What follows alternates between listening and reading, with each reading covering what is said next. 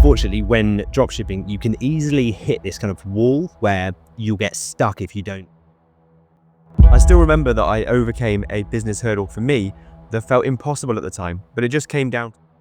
And I think that has probably been the biggest single decision that I've ever made when facing dropshipping challenges along the way. And that for me is the most simple path to Shopify dropshipping success today. The benefits of a successful e-commerce business are massive, but the truth is, Today, we're going to be breaking down the simple path to Shopify dropshipping success based on the stories that both Lewis and I have been through, the journeys we've had to go to seven-figure e-commerce businesses. We can see that there are obstacles that will come up along the way, and often they are very clear obstacles that are faced by many people as they build a Shopify dropshipping store. And each time you face an obstacle, it feels like a plateau. But the truth is, these plateaus are just a natural part of the process, but you have to push through them to keep moving forward.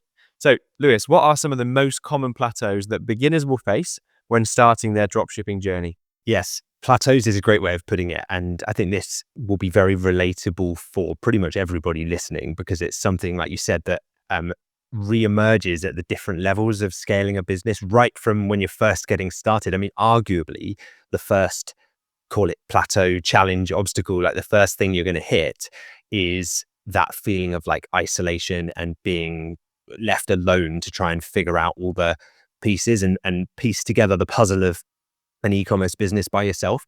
When you're trying to piece together guidance from different sources, like different YouTube videos and different courses and things like that, it's often going to lead to confusion and you spinning your wheels. And then we hear a lot of people come to us where they're just like audibly, when we speak to them, burnt out. Like you can just hear the exhaustion because they're just like, I've tried everything, I've done everything. This guy said to do this person said to do that. And so I think that's the first plateau that most people will either be experiencing or have experienced, or that if you're thinking about going into this alone, you will likely experience if you're looking down the road ahead of you. And I think a lot of people also, maybe they've made that first step, they've built their store, but then a lot of people get stuck when it comes to like niche selection. So finding the right products to sell. And even if you've set your mind and you understand the economics of our home turf advantage model and why we advocate for selling higher value, higher ticket products, there then comes a point of like indecision where you feel like you've hit a potential obstacle or a challenge around which products do I sell? How do I find those suppliers that can supply my dropshipping business, that will be good quality suppliers, that will look after my customers, that will, end up me getting good reviews for my brand? So I think that's probably the next challenge or plateau, whatever we call it, that people will arrive at. And then I think even beyond that, if we kind of keep going down that path, okay, so you've got some kind of clear direction now. You're not doing it on your own. Perhaps you're in a community of others doing it with you.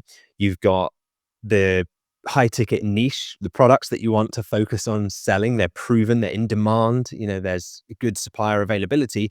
It might then be ads. It might be that you follow some ad videos on YouTube around like how to set up your Facebook ads account, your Google ads account, and maybe you start getting sales, but your ad spend isn't making you back enough profit. And it kind of feels like you're stuck in the weeds and it's just like a blur of numbers. And you're looking at this ads dashboard thinking like, I'm pouring money into this machine, but it's not giving me enough back. You're making sales, but it's not profitable enough for it to be kind of a long-term sustainable business for you. So I think those are probably the first few examples of plateaus that you're likely to either encounter or have encountered on your journey so far. Yeah, it's a great overview. So relatable. People will struggle to get started, then they'll struggle to find products, then they'll struggle to set up an ad campaign, and so on and so forth. And I love laying it out like this because business, from my experience, has been it's like a ladder where you pull yourself up each rung, and then when you get to the next step, you then need to push yourself on. Also reminds me of this walk I've done in the Peak District called Mam Tor, and it's basically not that large of a hill, but it's just steps the whole way. These rocks that they've carved into steps. And it's like that with business, where you get to the next step and suddenly you see above the hill and there's a load more steps to get to the top. And over again, you've got to keep pushing yourself outside your comfort zone and reconnecting with the purpose for starting in the first place to get yourself to the end. So let's dive into this kind of plateau framework that we've created then for the podcast, Lewis. first of all, you mentioned that getting stuck, feeling isolated, and not having all the information in one place is a plateau that a lot of people will face when they first get started with dropshipping. So that must be pretty overwhelming for a lot of people when they're getting started. Yeah, I think that's probably the hardest plateau to have to break through, because there comes a point where you have to accept that perhaps I don't know what I don't know. There's things out there that I can try and educate myself on, but if I don't know what I need to look for to educate myself on, there's potentially huge blind spots that are going to leave me completely exposed when it comes to running this business. Or it just means that the business won't get off the ground in the first place. And like I said before, I'd just be spinning my wheels. And it's not a case of being lazy. It's not like you're not putting in enough effort. You could be working, 16, 17, 18 hours a day, pouring your time into it. But if you're not getting traction, if you're not following a proven model, and if you're not surrounded by a group of people that you can ask and seek advice from and support where people have done it previously, is going to be a very time consuming and expensive game of trial and error. So that definitely is one of the biggest challenges. I think making sure you get around people who are already doing it and have done it, surrounding yourself with those successful people and mentors who can guide you. And then rather than trying to piece together the information from all kinds of different sources, just having a clear step-by-step system that's designed to help you succeed and cut through the noise. I mean, there's a lot of conflicting advice out there. It's a minefield on the internet these days, and it's only becoming more so as, there's so many different YouTubers saying different things. And the trouble is, a lot of them are like, they work, right? It's not like everybody's lying. Like a lot of these systems work, but they just conflict. And it's like, what's the optimal model for you? What do you want from this business? Where are you based in the world? Are you in the UK? Are you looking to create a business that gives you like freedom, lifestyle, high profit, low admin, low overheads? Because not all models are designed with that outcome in mind. And so you've got to have a system that you can trust, that has worked for other people who are in your same position. And once you have that, you just got to stay focused on one clear method. And it's easy to get into a plateau or feel stuck if you try and pull things from different YouTube videos, get advice from lots of different conflicting advice. And this is exactly the experience I had. When I knew that I had this deep feeling of feeling unfulfilled in my 9-to-5 job, I wanted to get online income. And at first it was like, well, I just want to get online income, however it will come in. So I was just watching lots of different videos. But what that meant is that all of these different people had different ideas of how to get to online income. And I was not specific enough. So I was just getting confused and pulled around and setting up Facebook ads for one store, failing miserably with the next store, and just having my head in my hands in my room thinking, what on earth have I done? Because it's quite a lonely pursuit, dropshipping, when you first get started. But the turning point for me was, as you say, Lewis, to break through this certain plateau in my business was to get around people and just copy what's worked for other people. Don't try and reinvent the wheel or think I'm special by trying to pull things together from different industries and put it all into one. Just copy what's worked already is definitely the biggest shortcut to getting to success. So the next plateau that a lot of people will face is making sure that the ads that they're running is actually beating, the profit that you're getting back is beating the ad spend that you're putting into a dropshipping business. And this is something I faced early on when I was trying to piece information together. I would put a Facebook ad campaign up, run those ads to a Shopify store, and I'd be wondering why my profit wasn't beating the amount of ad spend that I was putting into it. So what are the ways that you would help people to overcome this plateau of not being able to make sure they're getting a profitable return on their ad spend? Yeah. So this is definitely a big plateau that we see a lot of people that first come to us have faced or are facing when they're trying to kind of duct tape together different models that they've seen online around how to get the business up and running. Like there are these kind of, I don't want to call them myths, but like beliefs, I guess, in the industry that, like, for example, an e-commerce business won't break even on the first sale. So and that comes from like a low ticket, low value kind of approach, whereby, if you're selling some kind of like consumable subscription product, like coffee bags or whatever, for example, you might spend £50 to acquire that customer and only make a £10 sale. But it's because that customer will come back and buy at least 5 of those bags. You'll eventually break even. And then beyond there, you'll have profit. And that's the lifetime value of that customer, right? Hopefully they stay with you for many years. That's different in our model. We don't have the prerequisite of people coming into our program to have huge pools of capital that they can put into a loss-making ad campaign in the hope that one day they'll break even and eventually start to build profit upon it. Like, we're dealing with people who have well-paying, respectable, full-time jobs, careers, like the situation that you and I were in. But, they've got tens of thousands, but they don't have hundreds of thousands stashed away necessarily, or certainly not that they're going to allocate to this business and risk on it. So we need to, like with this model, the home turf advantage model, we want to break even on the first sale, if not make a profit, and ideally be making a good profit on that first sale. And the numbers just allow you to do it, right? So I think when you are selling a £2,000 product, we talked about this before, a high-end barbecue, a luxury home sofa, a treadmill for the gym, like anything like high-end, if you have a 30% profit margin from your supplier, you're netting £600 profit on that sale. Now, the likelihood of it taking more than £600 in ad spend for you to get that sale, I mean, you'd have to be doing something wrong with our model for it to be that expensive to make a sale. In all honesty, like, you should be making a sale for less than that, therefore making a profit on that first order that you get through. So it's profitable from day one, it's cash flow positive. The money you put into ads is more than covered by the profit that you make back on every sale with this model, which isn't true of most models, by the way. However, what I'm not saying is that you only make your profit in the first sale. You can absolutely then cross-sell, upsell, be like, you've bought the treadmill, do you now need the weights bench? Do you now need the rowing machine? Do you now, you've then got their email, you've acquired that customer. So absolutely go for the upsells and try and increase your average order value, increase your lifetime value.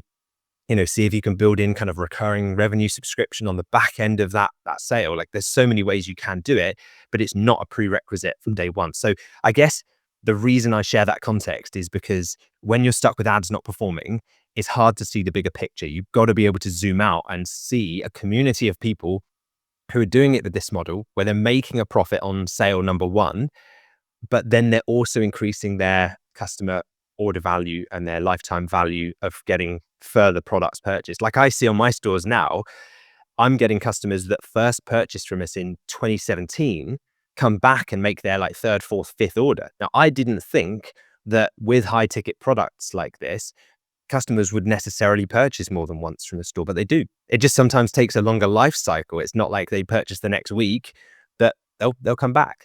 Someone buys a treadmill from you today, who's to say they might not need 5 more in a few years time, if like it was for their home gym and now they've got a bigger studio, or they've got they've opened a business or something, right? So they'll have that trust there, and you'll be front of mind if you've done your email marketing and your kind of post-sale retargeting, right? So these are all the kind of intricacies, right? We can get deep in the weeds on this stuff, but I guess the point is, don't just throw money at ads if it's not working. Like, if you're making sales but it's not profitable, the answer is not necessarily just more ad spend. If it's not working, you've got to adjust your strategy.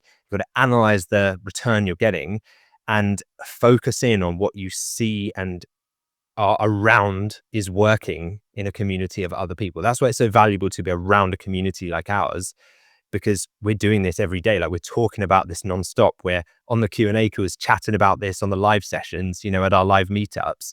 So you're not kind of left in isolation guessing, like, how do I turn around this ad campaign that's only at break even, or, I'm getting a 1.04 ROAS on or something. Like, it's not worth running a business for that, right? If that's the model. But yeah, you can absolutely make a profit on sale number one and then go on to increase that LTV beyond that. Exactly. And the economics just make sense. It's all stacked in our favor. The margin forever is there when you choose high ticket items. And it was mentorship from yourself, Lewis, that taught me that, because I was having this not profitable ad return from my low ticket items. And what I thought was the issue was that I wasn't creating the campaign in the right way, or I hadn't done my conversion rate optimization right on the Shopify store. When really what I needed to do was zoom out and realize that the whole model that I was trying to build, even if my ads were working and the Shopify store was great, I was building a low ticket business for myself that was going to be loads of admin. It was going to be loads of returns to deal with.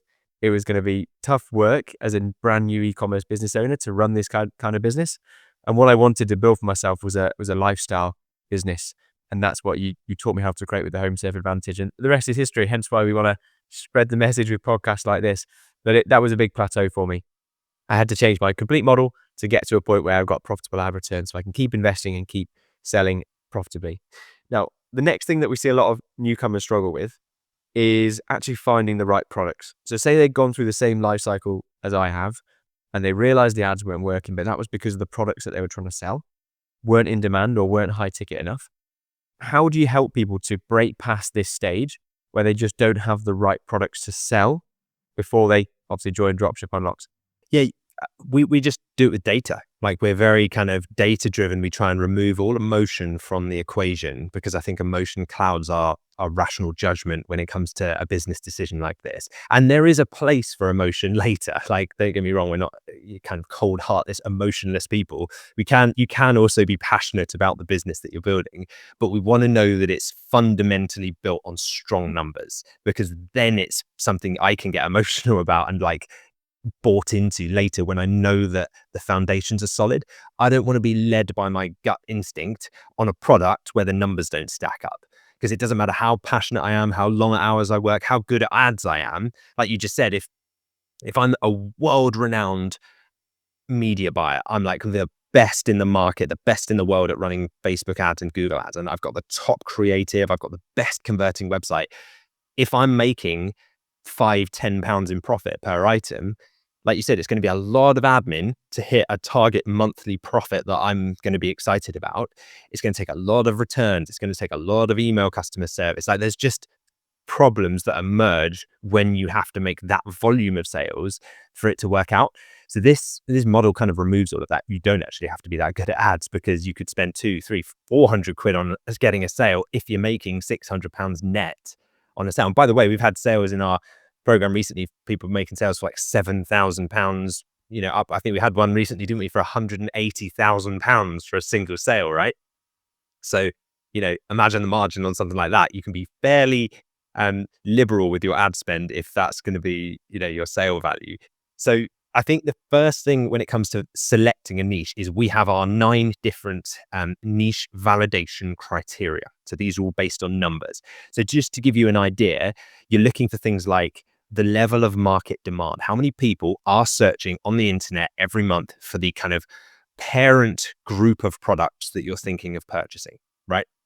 Then from there, how many are being sold via the direct dispatch, i.e. dropshipping route? So are there already brands in there that are happy to dropship items to your customers? And then we go through kind of the other 7 criteria as well, so that by the end of it, you have a list of what we call finalists. You might have 10 finalists, and these are different ideas, right? Within those, then you can start to be like, okay, what excites me? What can I get behind? Like, what do I want to build a business around? And that's when then it becomes something that you can kind of get passionate about, and like with a lot of the suppliers that we work with, I'll go and meet the suppliers. I know you go and meet your suppliers. Like, we'll go and speak with them. I've got calls with suppliers later today, and like, we're kind of friends. We're, business acquaintances, friends. Like, we'll chat, we'll talk about how business is going, how the market's going. They'll tell me like deals they've got going on at the moment, how we can increase our sales. They'll tell me what other retailers are doing to increase their sales. We can, there's all these things that it's kind of a partnership that you're building. It's not that they are doing you a favor and like letting you make them money. You are also a source of revenue for them. So when it's kind of reframed like that, and you have a niche selection criteria that has our suppliers already dropshipping as one of those criteria, you end up at the other side of that data machine with a list of different niches, many of which you can get passionate about or become passionate about. It's surprising what you can become passionate about when you realize how much money it will make you as a business owner. And then from there, you can start to figure out, well, like, what do I want to spend my time doing? And these suppliers are not like faceless, nameless directories that we pay a monthly subscription for and like forward a few CSV files to, and then they export the orders. Like, these are real people. I know the directors, the owners of most of the brands that we work with, and could pick up the phone to them if I need to. Luckily, I don't need to that often. It's fairly like low admin, but yeah, that's the level we're talking about, and that's the benefit of the home turf advantage model. It's like you're not dealing with Apple and Sony and Samsung trying to like get in touch with some huge dealer portal, on the other side of the planet. They're just here. They're like, I could jump in the car and drive to them within an hour. And so these brands are kind of a little bit smaller. They're a little bit more, and even if they are a global brand, we're dealing with the kind of a local UK distributor of them so that we can get next day delivery to our customers. And so, yeah, that's, I think, how you break through that supplier. Like, I can't find the right suppliers. I don't know what niche to sell Plateau. It's just following a proven process of data-driven validation. That's the key, definitely. And there's thousands of suppliers out there in the UK in different niches that have their products and are looking for different routes to market to sell. And we are that route to market as a dropshipping retailer. We will market the products, we'll look after the customers, and we'll ask them to send their products directly to the customers. So it's a win-win situation when you find the right suppliers, and there's so many out there if you know where to look. So what I think that my biggest takeaway, Lewis, from the conversation, things you've been saying, is that it all comes down to taking action, following a proven path, and also persevering and pushing through plateaus by engaging with people, essentially, and being able to keep stepping outside of your comfort zone.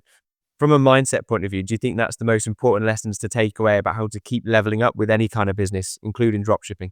Yeah, I think so. It seems that every plateau that you reach, someone in your community, if you're in the right networks, will have already reached that and gone past it and, surpassed that plateau, which tells you that it's only a limit from your perspective. You're looking at it from the perspective of like, oh, that seems like the ceiling, but there's someone that's broken straight through it. So it must be possible. Now my belief's been shifted around that. Now I just view it, like you said, as another rung on the ladder. Like I've got to just know the process of getting past that. So yeah, every plateau is a test. Growth is only going to happen when you step outside of your comfort zone. Like that's just something that you get used to again and again. Like as soon as it starts to feel uncomfortable, you're probably doing the right thing because you're pushing past that fear. And I think every time you hit a plateau as well, it's because there's some kind of fear of something holding you back from taking the next step. A lot of the time it's mental. So you have to become comfortable just pushing past it, even if it is uncomfortable by nature.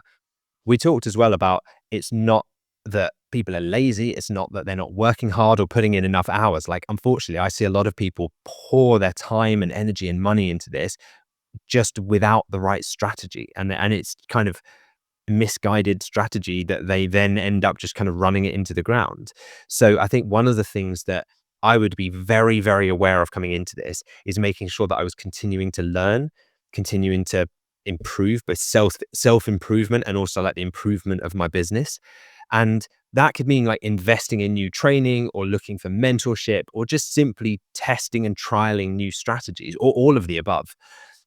One of the things that helps you do that is the people you surround yourself with. If you can make sure that the other people you're around are also on that personal development journey and they're leveling up both in themselves and their businesses, like their leadership ability in their business, you're very quickly going to come unstuck because you'll realize that like there are people passing me here that were in the same plateau that I was in and have now broken through it. So you realize what's possible. So I think that's one of the biggest hacks. If you can keep surrounding yourself with motivated, successful people, you are stacking the deck in your favor. 100%. I think a lot of people understand now just naturally that whoever you surround yourself with, that's who you're going to become. And the amount of times I have conversations with people now in Q&A calls or one-to-one sessions, and they tell me that they are feeling quite scared and outside of their comfort zone when it comes to this next part of the business growth, whether that's running ads or how to set up their first ad campaign, whether it's Sally or Verda, who I've spoken to recently. It's always just a case of being open to learning from somebody who's done the exact same thing before, following the exact same process, and then you'll get the same results. And don't overthink it beyond that. Just find somebody that's already done the same thing that you want to achieve, follow that same process, and it's a proven path to success, and it removes the need to guess. All the guesswork gets taken away from it. So something that we've done, as well as obviously this episode today about getting through plateaus and understanding that is the path to success, we've also created another episode recently called The Full Guide to a £1 million e-commerce business in 25 minutes. And that is episode number 124. So if you want to queue up another podcast after this one, that's the one to do, episode 124. And I think that's the best resource. One of the best resources that we put out there on the podcast for how to get past these roadblocks and take your business to the next level. Yeah, exactly. And if anyone is ready to just stop getting stuck and start making real progress and you think, yeah, I'm in, I want to do this, head over to dropshipunlocked.com/start and we'll be able to help you get out of the plateau and start leveling up today. Are you enjoying the podcast? We'd love to hear from you. Leave a comment or a review and we might feature it in an upcoming episode. And for detailed show notes and resources, visit dropshipunlocked.com/podcast. If you found value in any episode of this podcast, please could you take just 10 seconds to leave us a quick 5-star review on your favorite podcast app? It helps us more than you can imagine. And who knows, you might just hear your comments read out on the show.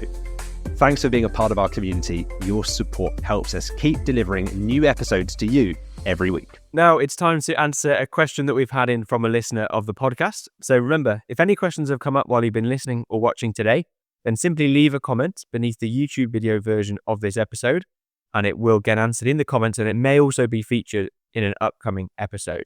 Now, this week we have a question that's coming from Safer, and Safer is a member of the Dropship Unlocked Accelerator community. And so we've taken his question from there. It's a good question, so I'm going to put it to you now, Lewis. Safer has asked, I recently got a response from one of my suppliers that I'm trying to sign. They arranged a call meeting with me, and I learned that they have a dropshipping program for partners already. So should I ask for this program or avoid mentioning dropshipping at any cost? Thanks for your question, Safer. And yeah, I mean, that's good news. I think sometimes people are almost a little bit unprepared for a supplier to have such a direct positive answer like, yeah, absolutely, we dropship, we have a dropshipping program, like here's the form. And I think sometimes people freeze because they think that they need to like make up some elaborate story around like, you know, bending the truth. But the reality is, yeah, many suppliers have existing dropshipping programs like this supplier that you mentioned, Safer, and they just allow new retailers like yourself to easily get started. So it sounds like this kind of thing would be designed for retailers to sell their products on their website with minimal setup and then them just fulfill the orders. So absolutely, when you have your call, explain your business model clearly, use the supplier contact script that we give you, personalize it and adapt it to your tone of voice, and just tell them that you'd like to deliver directly to your customers. And then this kind of sets the stage for them to put you into their dropshipping program if it aligns with their system. And after explaining the model, the supplier's probably then going to have a look at your website, make sure everything's in place, which is why we build our MVS first. And yeah, they'll put you into their dropshipping retailer pool. And it's a very straightforward progress. You can start them running ads to the products, and once you make sales, send them through the orders. And it sounds like they're well set up for it. So congratulations, Safer, on getting this far. And yeah, it's a very positive step in building your business. And you're going to be working directly with what sounds like a great supplier. Yeah, I echo that. Congrats, Safer. That's a new supplier in the bag. As soon as you've had that call, I'm sure they'll put you into their dropshipping program and you can start making sales for their brand very quickly. So thank you very much for your question. Now it's time to also highlight a recent review that we've had for the podcast. So a big thank you to Abi Oduna Debisi for sharing your thoughts. Hope I pronounced that okay. They said, I need to watch this repeatedly so that I can answer it correctly like yours. I'm glad to hear that it helped. Thank you very much for sharing your feedback in a review as well. And glad to hear that you've been finding the podcast episodes valuable. Now, if this episode resonated with you today, would you consider sharing it with someone else in your world who might benefit from it? Maybe a friend, family member, colleague at work. Your recommendations of this podcast to others help us grow our community and continue delivering valuable content to you. So a quick share could make a big difference to someone that you know. Thank you for joining us on this episode of the Dropship Unlocked podcast. We hope you are leaving with new insights and inspiration to fuel your entrepreneurial journey. To kickstart your e-commerce business, head over to dropshipunlocked.com/start. It's the perfect place to start and get access to resources that will help you build your business from the ground up. And don't forget to hit that subscribe button for more episodes packed with strategies, tips, and success stories. Plus, if you enjoyed this episode today, a 5-star review would mean the world to us, and you might even get a shout out on the next episode. Thank you for choosing to spend your time with us today. We can't wait to bring you more insights on the next episode of the Dropship Unlocked podcast.